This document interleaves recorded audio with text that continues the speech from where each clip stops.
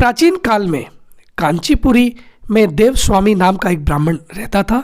उसकी पत्नी का नाम धनवंती था। उसके 7 पुत्र और 1 पुत्री थी। पुत्री का नाम गुणवंती था।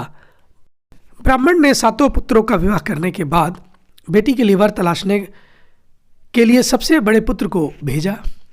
उसने एक ज्योतिषी को कन्या की कुंडली दिखाई तो ज्योतिषी ने उन्हें बताया कि विवाह होते ही कन्या विधवा हो जाएगी। ज्योतिषी की बात सुनकर ब्राह्मण बहुत दुखी हो गए और उन्होंने इसका उपाय पूछा कि कैसे इस कष्ट का निवारण हो सकता है। उपाय पूछे जाने पर ब्राह्मण ने बताया कि सिंघल द्वीप पर एक सोमा नामक धोबी रहता है। यदि कन्या की शादी से पहले घर आकर वह पूजन करे तो यह दोष दूर हो जाएगा। ब्राह्मण ने गुणवंती को अपने सबसे छोटे पुत्र के साथ सिंघल द्वीप भेजा। दोनों सागर किनारे पहुंचकर उसे पार करने की कोशिश करने लगे। जब समुद्र को पार करने का कोई रास्ता नहीं मिला तो भूखे प्यासे एक वट वृक्ष के नीचे वो दोनों आराम करने लगे। पेड़ पर घोंसले में एक गिद्ध का परिवार रहता था। उस समय घोंसले में सिर्फ गिद्ध के 1 बच्चे थे। वे सुबह से भाई बहन की क्रियाकलापों को देख रहे थे। शाम को जब गिद्ध के बच्चों की माँ भोजन लेकर घोंसले में आई तो वे उस भाई बहन की कहानी बताने लगे। उनकी बात सुनकर गिद्ध की माँ को नीचे बैठे भाई बहन पर काफ़ी दया आई और बच्चों को आश्वासन दिया कि वह उनकी समस्या का समाधान अवश्य करेगी। यह सुनकर गिद्ध के बच्चों ने भोजन ग्रहण किया।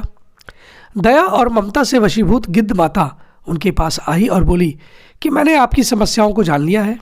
इस वन में जो भी फल फूल मिलेगा मैं आपके लिए ले आती हूँ तथा प्रातः काल में आपको सिंघल द्वीप धोबी के पास पहुँचा दूंगी। अगले दिन सुबह होते ही गिद्ध माता ने दोनों भाई बहनों को समुद्र पार कराकर सिंघल द्वीप सोमा के पास पहुँचा दिया। गुणवंती प्रतिदिन सुबह सूर्योदय से पहले सोमा का घर लिप दिया करती थी। एक दिन सोमा ने अपनी बहुओं से पूछा कि प्रतिदिन सुबह हमारा कौन घर लिपता है। बहुओं ने तारीफ बटोरने के लिए कहा कि हमारे अलावा ऐसा कौन करेगा। लेकिन सोमा को उनकी बातों पर यकीन नहीं हुआ और वह यह जानने के लिए पूरी रात जागती रही। तभी उसने सुबह गुणवंती को घर साफ करते हुए देख लिया और उससे उसकी परेशानी पूछ बैठी। गुणवंती ने अपनी सारी परेशानियां बताई, जिसे सुन सोमा चिंतित हो गई और उसके घर जाकर पूजा पाठ करने के लिए तैयार हो गई। सोमा ने ब्राह्मण के घर आकर पूजा किया, लेकिन इसके बावजूद गुणवंती का विवाह होते ही उसके पति की मृत्यु हो गई। तब सोमा ने अपने सभी पुण्य गुणवंती को दान कर दिए, जिससे उसका पति पुनः जीवित हो गया। लेकिन पुण्यों की कमी से सोमा के पति और बेटे की मृत्यु हो गई। सोमा ने सिंघल द्वीप लौटते हुए रास्ते में पीपल वृक्ष की छाया में विष्णु जी का पूजन कर 108 बार पीपल की परिक्रमा की। इसके पुण्य प्रताप से परिवार के सभी सदस्य फिर से जीवित हो उठे।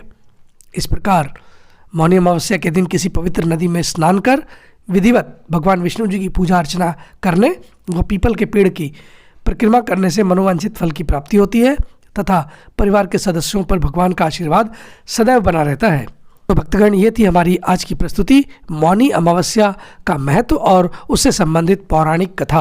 आपको कैसी लगी कृपया अपनी राय हमें व्यक्त करके बताएं। इस पर अपने कमेंट्स लिखें और अगर आज की हमारी मौनी अमावस्या की पौराणिक कथा आपको पसंद आई हो तो कृपया इसे लाइक करें, अधिक से अधिक शेयर करें। कृपया हमारे इस चैनल को भी सब्सक्राइब करें। इन्हीं सब के साथ अब हम आपसे आज्ञा लेंगे। नमस्कार और भगवान विष्णु जी की जय।